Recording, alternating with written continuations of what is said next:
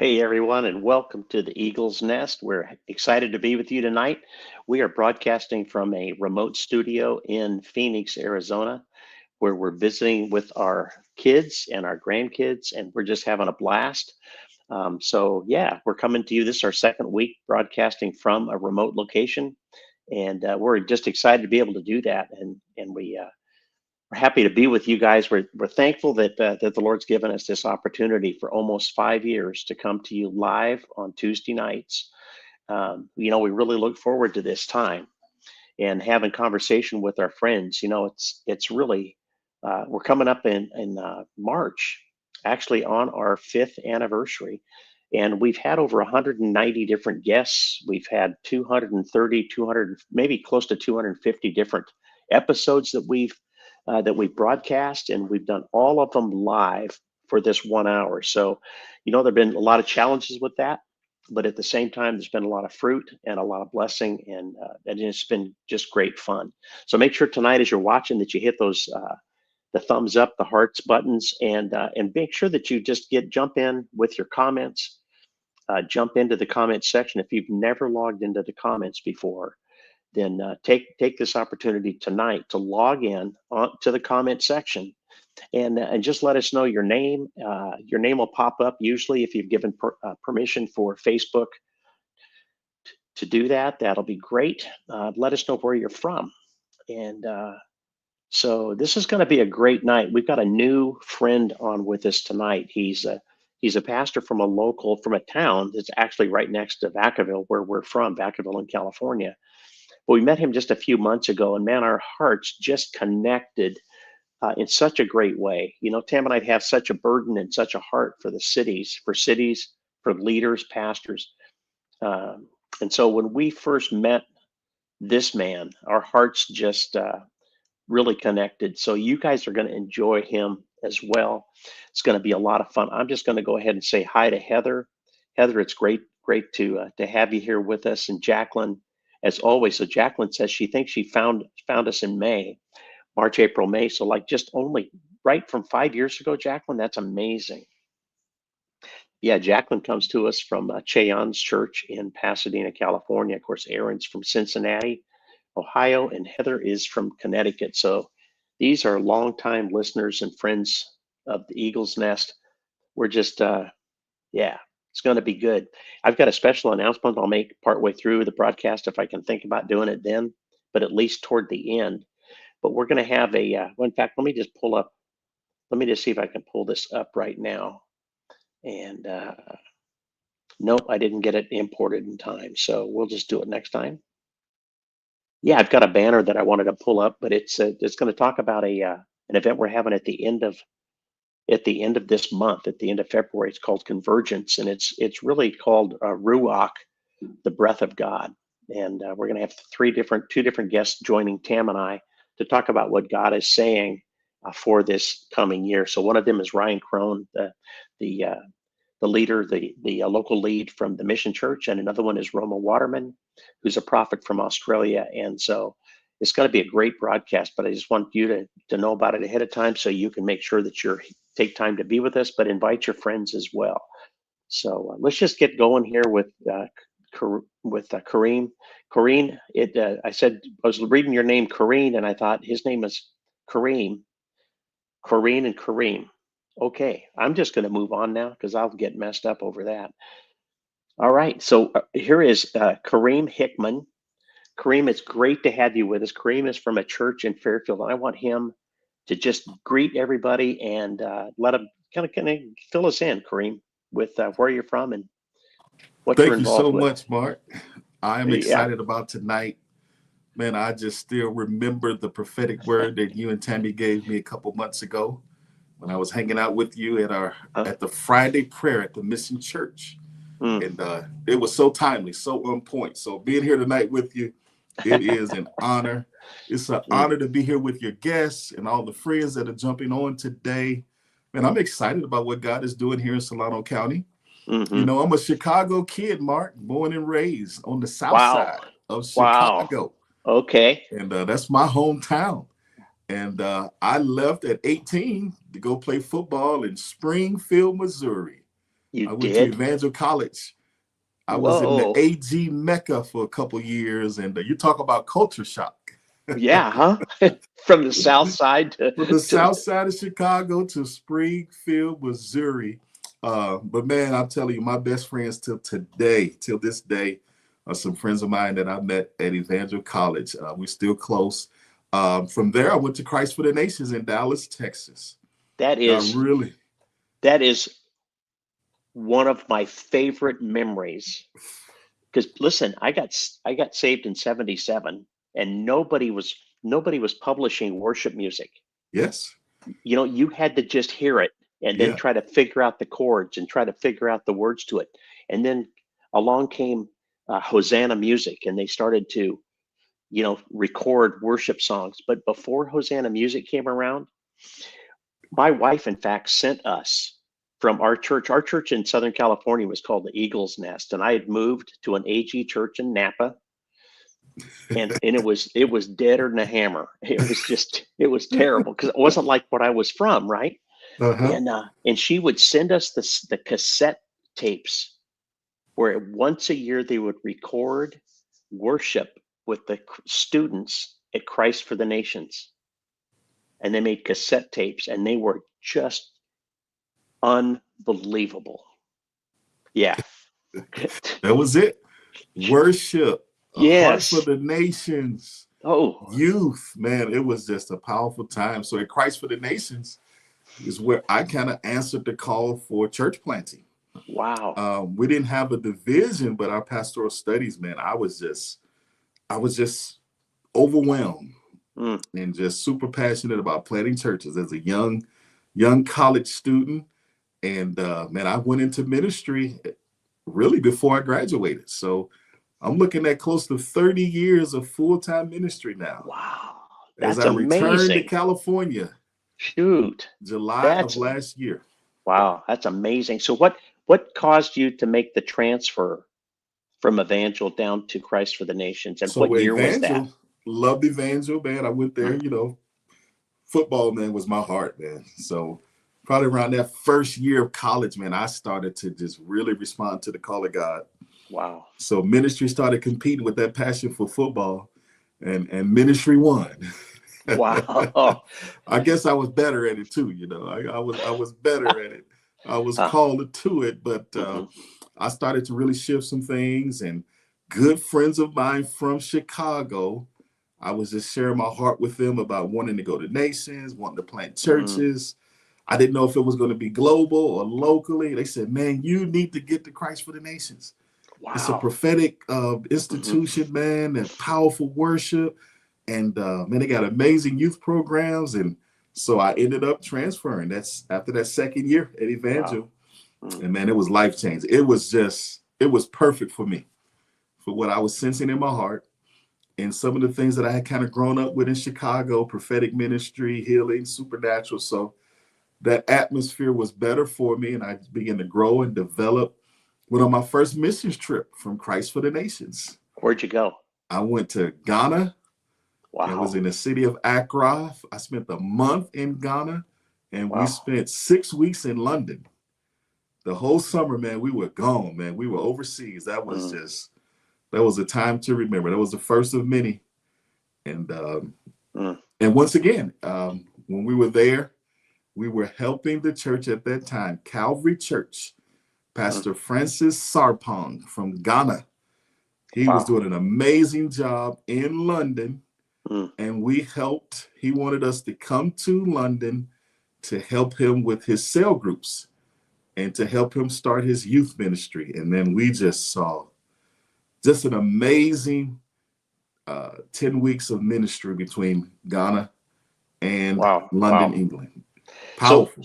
what year was this that you were in? Like I'm really interested in your background coming out of Chicago. When you say your Yeah. background was your Yes. background was more similar to Christ for the Nations. So tell me about your Yes. background from Well, there, because that's two things happened. So my background in Chicago. So I grew up in the 80s, early 90s, man. okay. I grew up in Inglewood. I'm not sure if anyone on the call is familiar with Inglewood, not California, Yeah, yeah. But Inglewood, Chicago was one of the most dangerous neighborhoods in the country at the time. Wow. And from what I'm hearing, it still is. And I was just one of those troubled youth. I was really a good kid, man, but just bad environment. Mm-hmm. So I started to get in trouble those early teens, It was the environment, Mm-hmm. so that's how we grew up. That was just a part of the culture. Wow. And man, as a young guy, I might have been a freshman in high school. The Lord just drastically changed my heart. There was a bus ministry from an Assemblies of God church, and they were so faithful with sending those buses to troubled areas, and they were there every single week. And Wow. we would make fun of the bus because when I was a kid, when the bus came around, we would run because we refused to go to church. We just weren't going to go, man. Uh-huh. Yeah, now And look. we were out of there, bro. So Saturday, they would knock on doors and just pray with people and soul win. And on Sunday mornings, they were bringing the buses to pick the kids up for church. And man, while I was got into a little trouble. Well, I got into a big trouble, actually. It wasn't little, it was big. And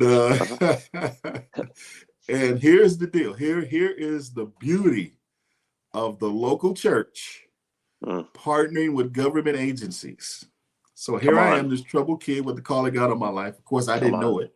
I had no idea. And I got into a little trouble.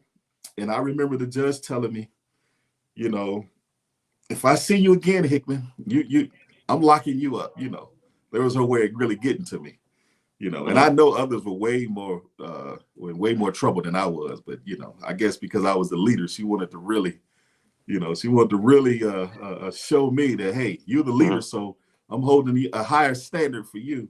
Wow. And so she said, I'll never forget my lawyer saying, he's a good kid. This is a good kid. He's a good kid. And I remember her saying, well, what other options do we have? And my lawyer at the time probably had to be a public defender. I'm sorry. And he said, man, there's some programs in the city that we partner with for troubled youth. And would you know, the church that was always in my neighborhood. Well, that same church. You can't get away from them. Was the church that had partnered with the city of Chicago to facilitate summer programs, to keep kids off the street and to mentor them. My lawyer calls the church and the pastor picks up the phone and says, send them to me. We'll take care of them. And man, he kept his word, Mark. He mentored me. That church loved me, my family, my friends, my entire neighborhood ended up getting saved. And man, that bus was filled. Within the next year or two, the kids that were running from the bus, we started running to the bus. Whoa. Because that was the power of the local church. The local church was involved and made provisions and reached out and took risks. And man, I'm the result of that. I am the result of a church taking risks in the community to say we're going to do something in our community. So that's kind of how my walk with the Lord started. And that was early 90s, man, early 90s. I graduated high school in 94. Wow. I was at Evangel 95, 96. Went on my first missions trip. I think it was 97, 98, graduated from Christ for the Nations. And by that time, I was full-time ministry. Guess what my first job was in ministry? At Calvary Church in Irving, Texas. Pastor Jadon George heard about me through my friend, my good friend, and he knew my pastor from Chicago. And he said, hey, I want you to come and be our bus pastor. Whoa. Yeah. Boy, that's full circle, isn't it? Started with those buses you couldn't get away from. I was so passionate about that job. But there are days when I say, man, I think I just want to go back to being a bus pastor. I think I just want to go back, get some buses, and just pick kids. It was so simple. My heart was just, man, I was so excited about it.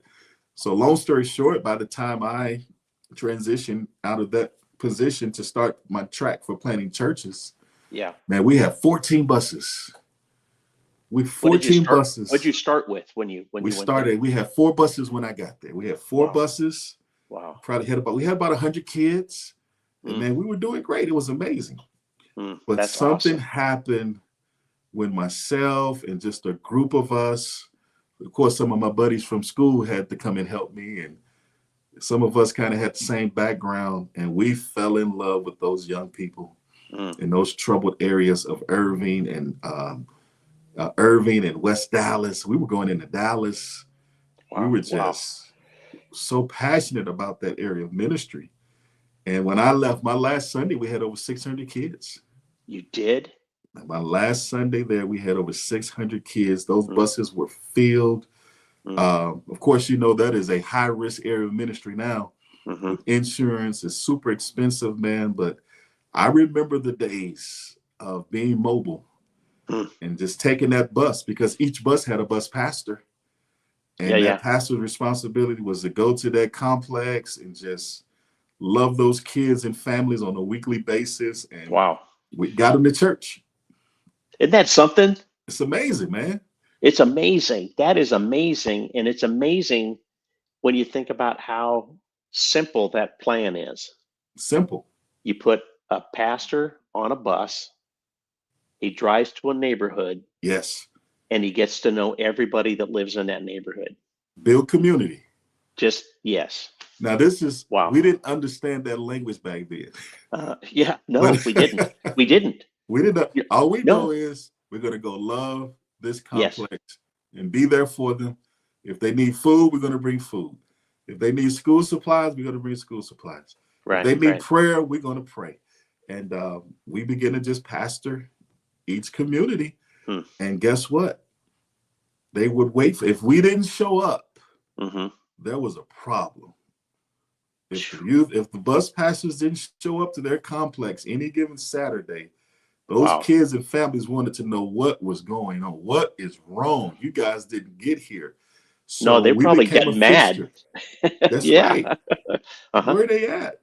Where are Yeah. they at? I remember Yeah. parents calling saying, "Hey, my kid had a terrible week and it's your fault, Pastor. You didn't come Saturday and pray over my family. You didn't come pray Wow. over my Whoa. home." But in their minds, that was their way of saying, "Hey, you guys are necessary in the community. We love But you. We isn't, need you." wow, that is such a powerful testimony. My kid had a terrible week because you didn't come You and didn't come. pray. You didn't Yes. come and you didn't come and pray over us. Yes. Wow. Yep. Wow. I wish that concept would catch on better. It was That different, is, man. It was different. Different day. Things have shifted and changed. We understand. but Um, I like what you said. You said we didn't have this language for it back then. no, It's I always didn't. the language always comes after the fact. You know, Yes. we didn't know what the Jesus people movement was until years later we look back and go, "Oh, that's what happened That's at what that Calvary was. Chapel and all of these places, you know, where the hippies were getting saved or the charismatic renewal or what happened back in the late 90s with just renewal in itself. I bet Christ for the Nations was a mess back in the 90s with what was going on around some places. I mean, our church Yeah. blew up in the 90s, the late 90s. We'd have services that start at 6 at night and go until 1 in the morning. Oh And man. they were everywhere. People were just laying out everywhere. We had prayer Hmm. meetings back then, Kareem. We had prayer meetings on Friday mornings Yeah. from 10 in the morning until 2 in the afternoon on Fridays. Who goes to prayer meetings on Fridays? Your That's pet, back in the day, right? yes. And That's sometimes back in the day. we'd sometimes have 150 people in those Friday morning prayer meetings. Yes. It just, Yes. yeah, yeah. This is We amazing. felt the strength. Yes, yeah. Wow, that's some pretty heavy background. Serious. Yeah. That's It was fun, man. It was fun. It was yeah. risky. It was fun. It was, Hmm. that Yeah. at risk community. Of course, Mm, I grew up in at risk community, so I've always been attracted to them throughout my time in my ministry. I could connect. I can kind of feel the heartbeat of young hmm. people. Yeah. Um, I definitely don't have the energy to be a youth pastor, but I still feel like I can speak the language, and Yeah. I kind of know the needs of troubled communities. Hmm. As you know, we're in Vallejo pretty heavy now, planting a church there, in the Yeah. process of planting there. So um, I'm just attracted to those areas of great need. And I feel Well, like I they're think primed for revival and refreshing. they are. Yeah. No, they are. They're prime target. They're prime areas. Yes. And they're just people outside of areas like that are in desperate need to know Jesus. Yes. But people in some areas, their whole life is hard. Yeah. Everything Oh, yeah. about where they live is hard. And when you come in with some help, come in with some encouragement, come in with some joy and some peace, Hmm. it's revolutionary. And so I think that's spectacular, and I'm so excited for what you guys are doing. It's amazing, man. It's amazing. Yeah. That's one of the reasons I'm back, is to kind of really help Hmm. Hmm. anchor and Yeah. plant and develop campuses.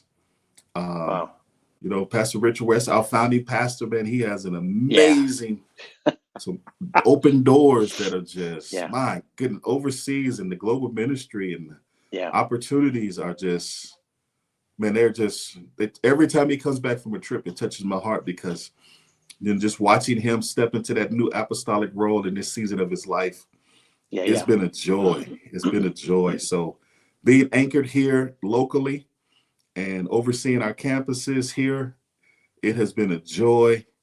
And man, Mm, I see great things. There's something about Solano County that I just, think so.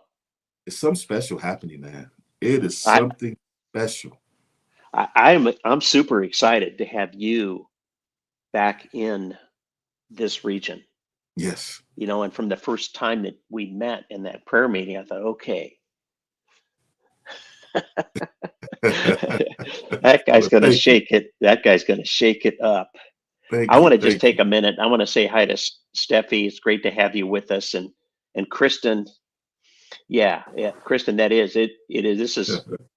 Look at this. What a great model of ministry. True. Mm, That's so true. thank you, So true. Kristen. Well, thank you all for for just jumping in here. I like uh, Aaron. Aaron. I grew up Hey, going to an AG church, and we come would on, go into AG. the oldest projects in Cincinnati to have church and pick kids up. Man, we got to Well, go Aaron, back to those days, Aaron. We got to go back to those days, brother. you know what Aaron is doing now? He's really involved with men's events in the Cincinnati, Ohio area. So Wow. yeah, he's a great source. He runs a gym, and yeah, it's he's been with us a long time. So In he's on the building Eagles some Nest. strong community amongst men. He is. He's Good. actually, he and his wife, they're doing this stuff. It's really awesome. I think everybody on our broadcast is here because God has them, doing things. They're doing things. They're just doing the Yes. stuff. Like we've got Kim Marino is jumping on. Kim is part of the mission staff, Yes. but she and her husband had their own church over in I think Antioch for like 20 years. And they passed that off, and she actually wanted to move back into this region, and they're not very far away, Brentwood, Antioch. Yes. But Oh, she wanted to yes. move back into our area because her daughter is our worship pastor at the church, worship leader at our Wow. church, and all her Yes. grandkids are here. She's just said, you know what? It's just time to come back into, connect back in with family. So yeah, Kim is a treasure. She and her husband Bert's a crazy person. What Kim is too, actually. But they're awesome. You would love them. You would love them. So hey, thank you guys for jumping in and for the comments. Patrick Adams, oh my gosh, Patrick's one of our friends from Palm Springs. Palm So Springs. Palm Springs. So yeah, Patrick is works in real estate, but he traveled as the PA for a prophet named Michael Dalton. And Michael, I just was listening, Patrick, just last night to some prophetic ministry from Michael at our church like 5 years ago. And I'm not kidding you. Michael's laugh Michael's laugh was like no other. It was. I was getting blasted just listening to Michael laugh on those recordings. Yeah. So Patrick, good to have you jump in here too. Well, listen, Kareem, you have bounced in. So you were for Christ for the Nations, then you were on staff at a church in Texas. Texas, But Irving, Texas. how did you get yourself worked back into California? I mean, what's your journey been like? My journey, California. So I started planting churches. Okay. My youth pastor from Chicago, Wow. the year 2000, transitioned to Youngstown, Ohio. And of course, around that time, he knew my heart. And he said, man, I need you to come and help me plant a church in Youngstown, Ohio. And I transitioned from bus pastor in Dallas to Youngstown. And man, I started my journey of right there, planting churches and reestablishing churches, and started in a small town. wow. And I was there for 6 years. 6 years in Youngstown, steel mill. I think they call it the Rust Belt now. So Wow. Pittsburgh, Youngstown, Cleveland, Toledo, just all those areas, heavy steel mills, GM, Ford, coal mines. So all of those trades were strong in the 70s up until like mid 80s, and then it just dropped. So all of those community they were desolate, man. So I was there for 6 years, and from there I relocated to California, here at Liberty Church. Okay. And that was in 2006, my first round. And I was here at Liberty. I was a youth pastor, associate pastor. In 2011, Pastor Richard and Joan sent me to San Francisco to plant my first church. Wow. Okay. Yep. I planted on Treasure Island. You did? Treasure Island, right at the YMCA. I planted at the gym, and man, we fell in love with that community there. Felt call of the Lord maybe that year before. I didn't know what I was getting into. I just knew that was the place to start. And I just remember during that time, I remember saying, Lord, there's nothing here. There's nothing here. He said, don't say that. I got treasures here. There's some people, there's some families that are here. Yeah. And wouldn't you believe, Job Corps, one of my favorite groups and partners at the time was the Boys and Girls Club and the YMCA. And we would reach those kids and have programs for them. There was a nonprofit called the Walden House, I believe. And what they did was they rehabilitated women who had come out of prison, and they would help them rehabilitate so they can get their kids back. So our first members was from the Walden House. Wow. So it was just the veterans were there on the island, Section 8 housing. So here on this little island was this community that was just hungry for a church. We had no idea. And we started to reach out. We started to get involved with the community. And we started to build relationships. And we planted 2011, Treasure Island. So for those of you that are part of watching the broadcast right now, Treasure Island is between San Francisco and Oakland. Yeah. On the Bay Bridge, and it was a pretty heavily used spot during World War II. Yes, that's right. It was also home, and I don't remember the year, but it was home of a World's Fair, and back in the early 1900s as well, and it is just basically almost the traffic slows a little bit going past Treasure Island. But you would never notice that you'd think, why would anybody live here? It's basically between nothing. It's like, yes. So that's amazing that you went there and thought, okay, and started finding people. That was it. And we reached the community, loved the community, fell in love. I'll never forget those days. Wow. The network that I was planting churches with at the time, the door opened for us to go to 5th and Bryant. So by 2012, I had 2 churches in San Francisco. So my job was to create the launch team. I would Okay. create the team to go and launch. We would do Hmm. the research and development. We would do the outreach, raise the funds, get a team together that had a heart to plant churches in at-risk areas. And Mm. man, we just built relationship. We got the team together. And then I would try, I would kind of always have a young pastor in mind, a young couple that I Hmm. felt can just take it and go with it. And Hmm. man, those just powerful seasons for me. Yeah, And that's awesome. on Fifth and Bryant, we were across the street from the shelter. So we Wow. said, man, we're gonna get creative. So we would do breakfast early every morning. And Mm. man, those brothers would come across the street and fellowship with us every Hmm. Sunday.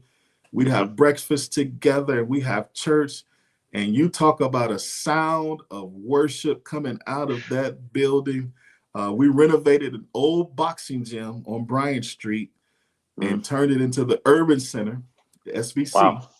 Mm. And I drove past there a couple of days ago, and man, I'm telling you, just so many memories there in San Francisco, and just good times, man. That was my heart. And then right around 2015, we had been praying for my city for about a year. Myself and some friends and some Hmm. buddies in the network, same network, but they were in Chicago, and I felt led to go back to my hometown and plant Wow. churches.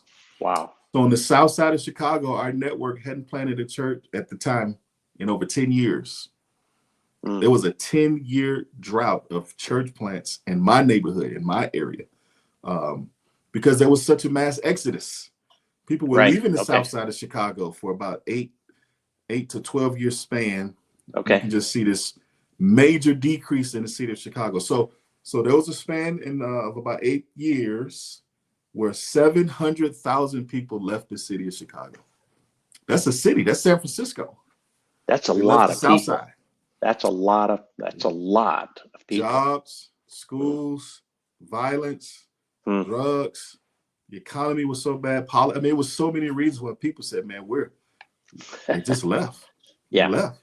Yeah. So my heart was to go back, and we planted, our goal was 5 churches. We ended up planting 2 churches on the south side of Chicago in my hometown, man. Mm. That was a special season right there. We Mm. got some teams together. I would prepare the launch teams, and man, we would get the resources together. We Mm. started prayer walking, doing prayer evangelism.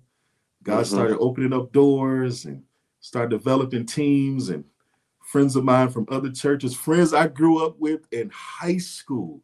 Wow. My family started just coming on board and helping me plant churches, man. And of course, we know some things had transitioned right before COVID. Mm. Mm. Right before COVID, I transitioned to Dallas, Texas to help my friend who had just become the lead pastor of the church. But I got my first job, my first ministry opportunity. He had now become the pastor, Mm. and he was doing an amazing, still is, started a network of church planting. And he would take churches that were struggling, had great leadership, and would just rebrand them and kind of parent them and bring them on board. So I really was excited about seeing another aspect of, it wasn't so much church planting, Hmm. but it was taking on churches that needed covering and help and resources. So instead of seeing churches die with these amazing gifted pastors, Right. Right. we were able to go and revitalize those churches, man. And just to see the plan and the vision that he had for those pastors, man, it was special. So I got a chance to have the church planting and the church revitalization. I got a chance Church to see revitalization, resurrecting. resurrect. Yes, I got a Hmm. chance to be a part Wow. of that. I Wow. was really, really interested in that. And here I Mm. am back in Solano County. So I want to you just rolled past a phrase that you used, but you said prayer evangelism. Yes. So can you describe prayer evangelism for us? Because we've heard of Yeah. prophetic evangelism. There's all Yes. kinds of ministries of evangelism, but the prayer evangelism. Can you describe that for us? Because I think that's a Yes. great phrase. Who I think has an amazing uh, platform and an amazing system set up for prayer evangelism is Ed Savoso and Oh, Ecclesia. uh-huh. Ecclesia, he laid out this beautiful chart. It's a process that Jesus gives us in Luke chapter 10. In Luke chapter 10, he tells the disciples that when he sends them out, he says, number one, go and speak peace. He says, speak peace over them. And when you speak peace over them, or when you bless them, the next step was to fellowship with them. Speaking peace opened up the door for fellowship. Then after the fellowship came another opportunity, which was to minister to their needs. And after ministering to their needs, then you discover you can now declare or proclaim, or what we would call preach the gospel to them. So it was a process. I was taught, here's what I was taught, Mark. I was taught, go to a neighborhood and preach the gospel. And if they don't receive you, then shake the dust off your feet and leave those rebellious people, and just, they're going to hell anyway. So don't bother, just go on to the next. No, that's not the pattern of Jesus. Wow. Jesus said, bless them, fellowship with them, minister to their needs, healing, restoration, praying over those families, really loving that community. And then the door is now open to preach the gospel to them. And we know what happens when you preach the gospel to ready soil. There's going to be a harvest. There is going to be a harvest. I think that pattern didn't have didn't have the language back then. Yeah, no.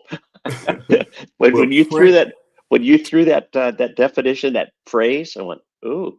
Yes. Didn't have the language back then, but that's the Luke 10 model of evangelism. And we see the fruit of it. And I think it's a healthy way of being anchored in your community. Bless them, fellowship with them, create a space to build community, minister to those needs. Once you've discovered their needs, and once they've kind of expressed to you where they're at in life, then hey, when you're meeting people's needs, they whatever you got to say, they want to hear it. Yep. Because of relationship. Yeah. Well, that's what happened to you. That's what happened to me. Because when you were first telling your story, you said you used to run from the buses. Man, didn't want anything to do with church. Until that one pastor adopted you and pulled you in. And then you and all your friends were running for the buses. That's right. Instead of away from them, running to them. That's the power of love. That is a perfect picture of transformation. Our hearts were so transformed. Man, you got to think, some of my buddies, they were hardcore buddies, man. We were in gangs early. So even though we were young, we were active in an environment and a culture of violence and survival. We were super territorial. We were already recruited by gangs from junior high. So that was our life. And we went from running away from the bus to running to, because we were determined this is where we need to be. There's something going on in this church. We're getting there. We would talk about it in school. We talk about it throughout the week. Man, you're going today. Man, we would talk about the messages. We would talk about, man, just how we felt and how we appreciated it. Man, they started coming to our games, and they would be on the neighborhood and spend time with us. There was that was true, in my opinion. That was the perfect model. I like what Christian said earlier. That was the perfect model of urban ministry. Wow. Building relationships, being consistent, getting into the culture in the community and learning the language, and being there when we needed them most. Yeah. Yeah. Wow. When I got in trouble, I didn't know what to do. I had no idea. But they prayed for me. They were available. and they walked me through that season. I got Mm. saved. Man, my heart was healed. Man, I was getting free. I was getting delivered. Man, it was so many things happening. Man, I think by my sophomore, junior year, man, I'm filled with the Holy Spirit. Ended up going to youth camp. By my senior year, I knew I was called to ministry. I understood what that meant, and I was ready to go to Bible college. And I was getting some scholarships here and there, and in this school called Evangel, that I was familiar with because it was a part of the Assemblies of God. Right. And I just said, that's where I'm going. I'm going to Bible college, and I can play ball. Sign me up. I'll be. So that's that. Yeah. I am the result. I like to say I'm the result, the product, or the fruit. You know, I'm a portion of harvest. Yeah. Because of seeds planted in troubled areas, Mm-hmm. because of our church taking the risk to follow that pattern of blessing, fellowshipping, meeting the need, declaring the gospel, proclaiming the gospel. I'm here today because of that pattern, that platform that Jesus gives us in Luke chapter 10. That's amazing, Kareem. This is one of the coolest testimony nights. Just hearing you share. But just for all you listeners, we haven't even gotten into what we talked about. We wanted to talk about. It's okay. I just think this is just powerful. Mm-hmm. It is. Wow. We used to take, when I was, Tammy and I were on staff at an AG church in Napa. We were singles pastors back in the 80s. And we would take our singles group. We did all kinds of outings and things with them, but we would take them into San Francisco to market in Powell Street and street witness with SOS Ministries out of San Francisco. Yes, sir. So we would take, and this is like taking kids from Napa. Napa's just Napa. Uh-huh. The hardest thing that happens to kids in Napa is their banana doesn't ripen right. Whatever, you know what I mean? And we would take them into San Francisco and go street witnessing, and we're carrying signs, and we're being obnoxious street evangelists. Yes. And the biggest kind of fruit that we saw in those time periods, Kareem, was actually confrontations with young kids that had run away from home because and sometimes when they tell you why, you think, are you kidding? Yes. Are you still wearing Pampers? Come on. It wasn't like grown up reasons. It was just silly things. And they would run away from home, and then they'd get stranded in San Francisco with no money. And then they would be afraid to call home. So, we bought bus tickets for some kids, and that was one of the highlights for us, is doing those kinds of things. But part of this, that realm of going into areas that are unfamiliar with a person, and bringing others into that realm is really eye-opening, and it really does expand things in your heart. You go, okay, if I can minister to people here, I can minister to people at my house, in my hometown. And so we had a lot of fruit like that from just taking people into these environments that were touchy and unfamiliar. Yes, that's it. That's an interesting story. So you were a singles pastor. Yes. In Napa. Yes. In the 80s. Yes. Oh man, that's interesting right there. It was. So Terry Inman was at Church on the Hill as an AG pastor. Jerry Hannum was the pastor at the church that we're at now, the Mission Church. Bobby Jones was the guy in Napa. We used to go to district things and different, events and functions, and but nobody in any of those places during that time period was like we were, Tammy and me, because we'd come out of this this powerful time of launching a church back in the 70s. Mm-hmm. You know, and we didn't know. You look back and say, okay, it was a Jesus People movement and charismatic renewal and stuff. But we started a church. There was 5 people in a Bible study, and it grew to 5,000 people in 4 years. And it was called the Eagle's Nest. I stole the name from them. I've always been an Eagle's Nest guy, Uh-huh. but our church was like that because we all we did was, like I told you, the CDs we got from Christ for the Nations. Yes. We had worship that was unbelievable. We'd sometimes just worship for 2 hours, and that would be the whole service. Wow. Sometimes a song of the Lord would start, and we just sing in the Spirit for, I don't know, 30, 45 minutes. Mm-hmm. You know, it would just go on and on and on, and people were healed during worship. And I mean, evangelism was like, we'd have teams this was before cell phones, you know, back in the 70s, and people would just get together and connect. And pretty soon there'd be 150 people that would be driving up to Hollywood to go up onto Hollywood Boulevard and just pass out tracts and witness and pray for people. Had people healed in hospitals. They did telephone counseling stuff for TBN. Trinity Broadcasting was down in that area. They'd go on and and sit on telephones and pray for people. And then I remember stories. They go out to a hospital and somebody would get healed and get out of their bed, or they'd go pray for somebody that was demon possessed and they get delivered. I mean, it was just crazy stuff that happened in the 70s. But that's what I got born again into. You know, and you get saved into an environment like that, Yeah. and then you start looking for that again, and you go, Yes. where is that? Uh-huh.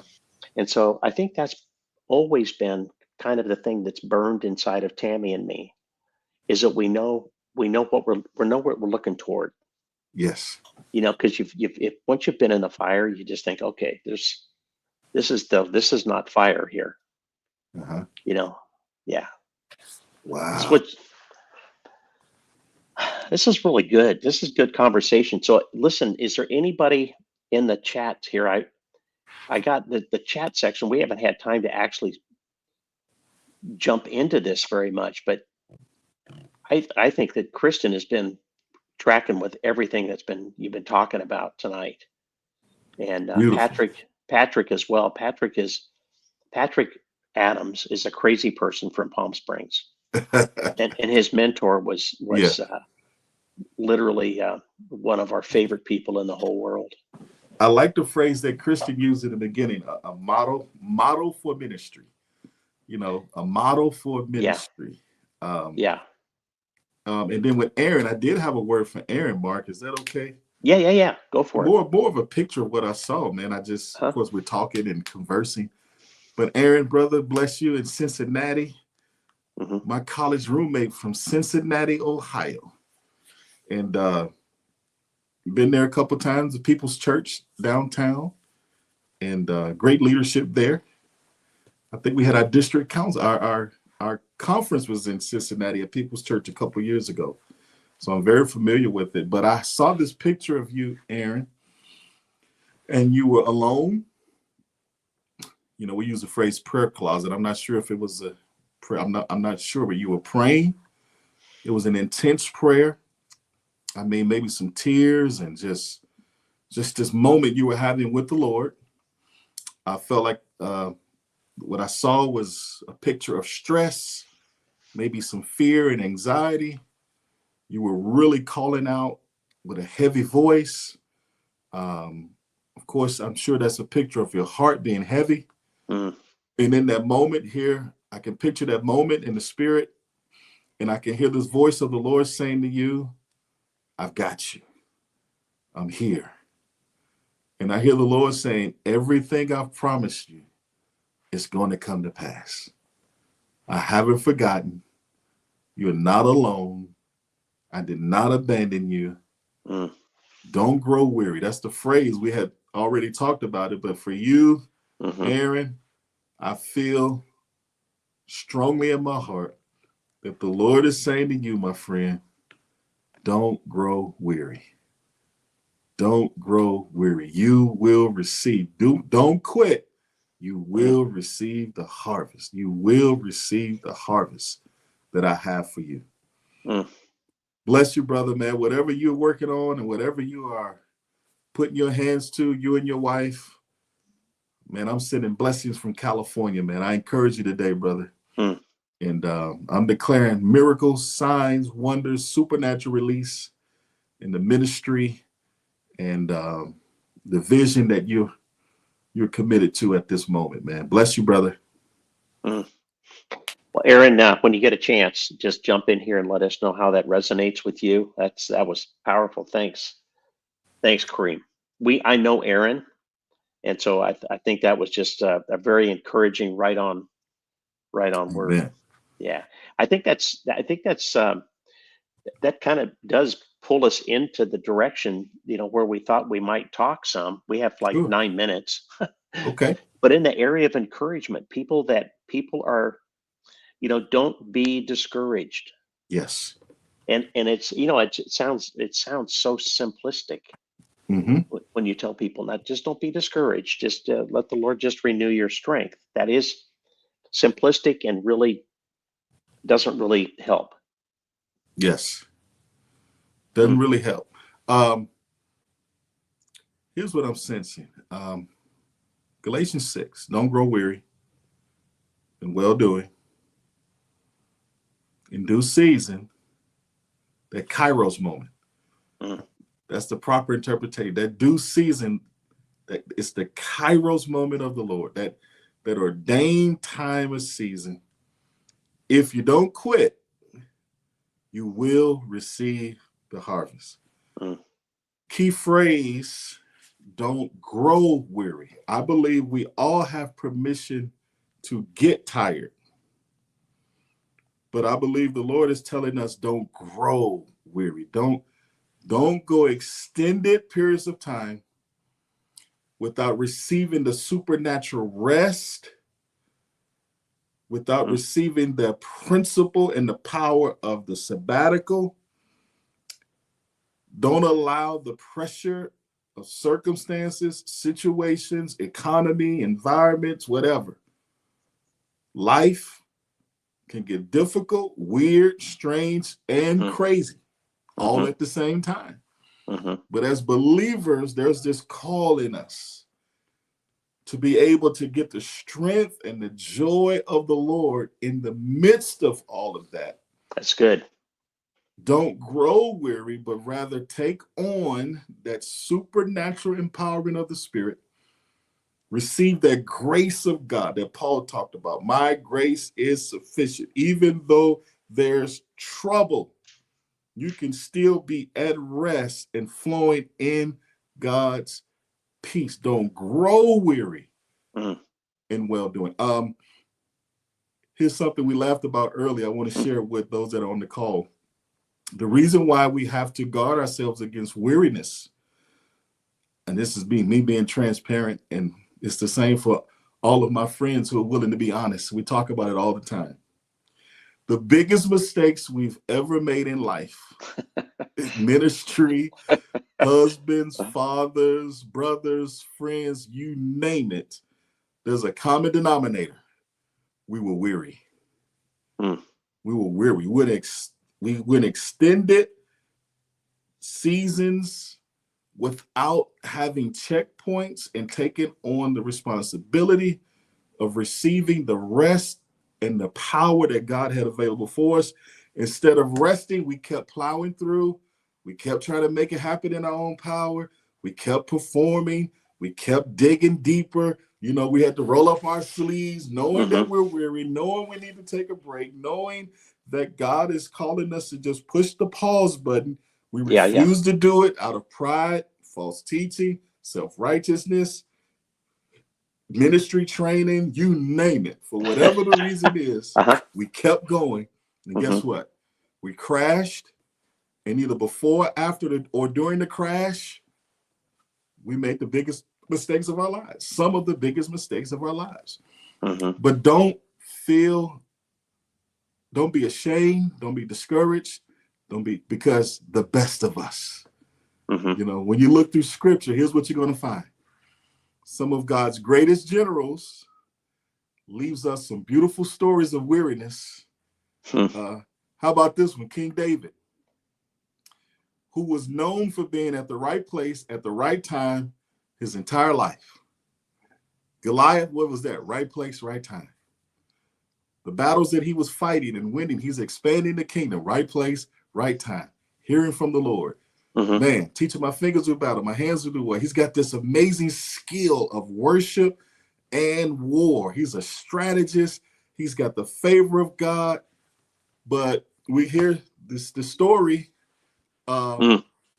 in 2 Samuel when the kings were supposed to be in the place of battle. 2 Samuel chapter 11. David stayed behind. Here's the picture. Instead of being on the battlefield, he's on his balcony. And we find out through scripture, he can't sleep. He's restless. What is that a symbol of? I promise you, that is an indicator of weariness. So he's weary, so he's out of place. What happens when we get weary, men of God? What happens when we get weary, women of God? We are out of place. We're not positioned properly. Our minds, our hearts. The battlefield was David's area of that was his zone. Mm-hmm. He was operating in his anointing. That was the place where you saw the gifts and you saw the anointing of God at full measure in his life. But he's trying to fabricate a season of rest, and he's on his balcony. And we know the story, those of us that have studied scripture. Mm-hmm. Mm-hmm. He makes the biggest mistake in his ministry because he's out of position. He's out of place. Wow, so true. And because he's weary.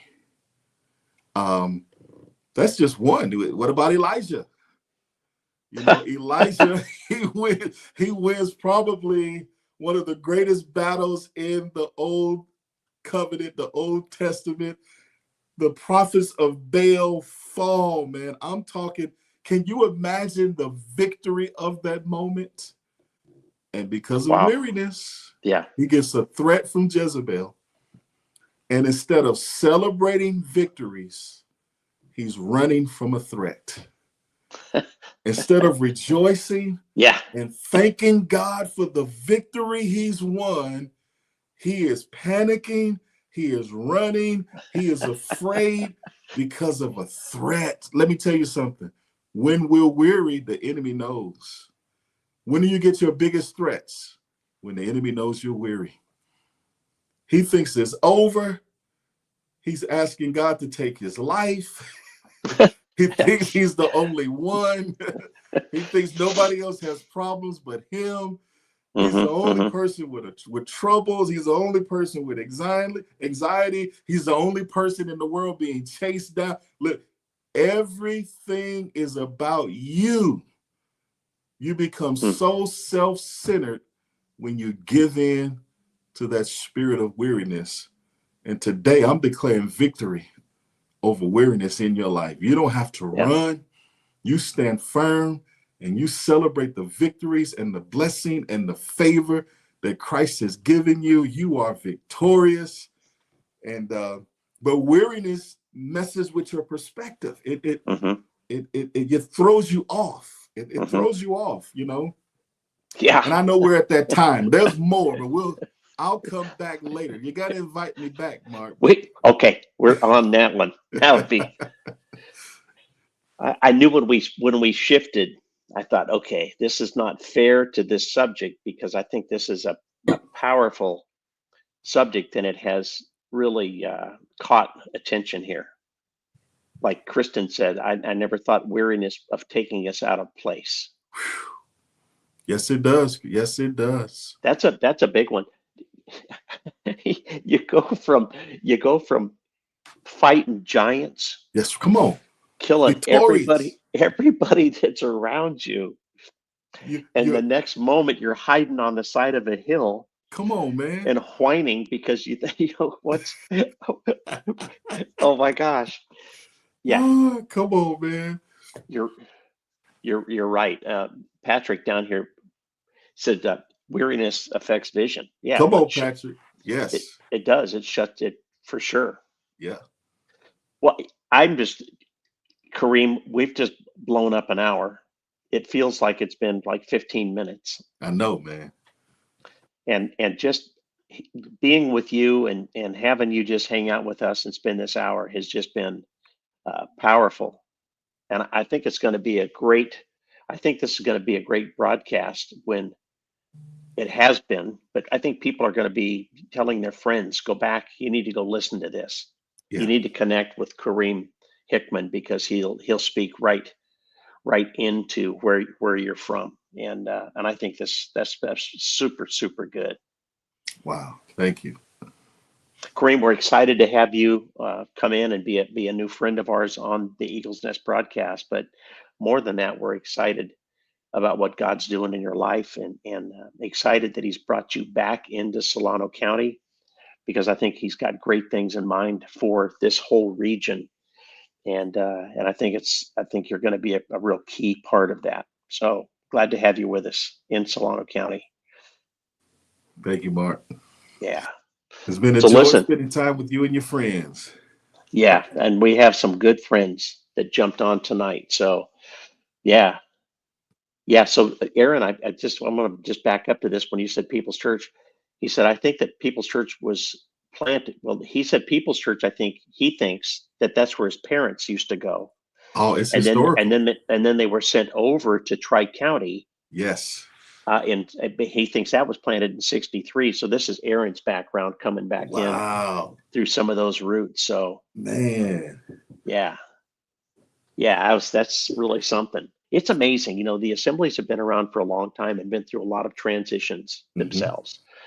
But they've always hungered, even when they were making decisions that I didn't totally connect with, Hmm. you know, as a whole group, they have plowed through those times because their hearts have always been toward toward what God was doing and Yeah. what Holy Spirit was saying. And so this is just like, what happens to all of us. We go where we're headed. We think we're headed in the right direction, and we get stuck or sidetracked. And but the Lord is faithful. He comes through and wakes Faithful. us up and shifts a little thing here, and we go, oh, I wasn't seeing that right, Yeah. and off we go. So yeah, it's really good, really good. I think I want to just mention Kim that was on earlier. She said that her dad was an AG pastor for 63 years, Wow. and you're talking about. 63. Yeah, dude. And you're talking about being weary. Come on. There had to be some seasons in his life where Come he was on. battling with weariness, but You- but he punched through Yes. and finished strong with 63 years of Come on. That's being an faithful. AG pastor. That's And the that's something. definition of success is faithfulness. It is. Yeah, that's so Faithful. good. He was So good. faithful. Well, Kareem will definitely make a scheduled time to have you come back because you're just a wealth and just fun to be with. So thanks for being with us, and thanks for spending an hour of your evening with us on Eagles Nest. And we will look forward to having you back. Thank you. Thanks. Hey, everybody, thanks for jumping in tonight. I just want to remind you that on the last broadcast of February, we'll be doing we've always done convergence events every year. This is the one that we're doing. That usually this convergence event is usually earlier in the year, but we just decided we would wait and just do this when we're doing it like the end of February, because it really does highlight what we feel like God is saying to us all for this next year. Roma's going to be with us. Roma is a powerful prophetic voice from Australia, and she'll be just sharing some of her insights into 2025. Ryan Crone will be with us, and he'll be sharing with us what he was feeling like the Lord was saying to him, and what he spoke to the church about coming into 2025. And then Tammy and I will, of course, be hosting the event, and we will also be sharing kind of what we feel like God's put on our hearts for 2025 as well. So that's just in 2 weeks. So we just invite you guys to share with your friends, but make sure that you take time out to join us on Eagles Nest for that event for Convergence 2025, called the Ruach of God, the breath of God. Yeah, we're excited. Well, listen, I'm going to say goodnight to everybody. Kareem, again, thank you. We'll say goodnight, and we will be back with all of you all next week. Bless you guys. Thanks for being with us tonight.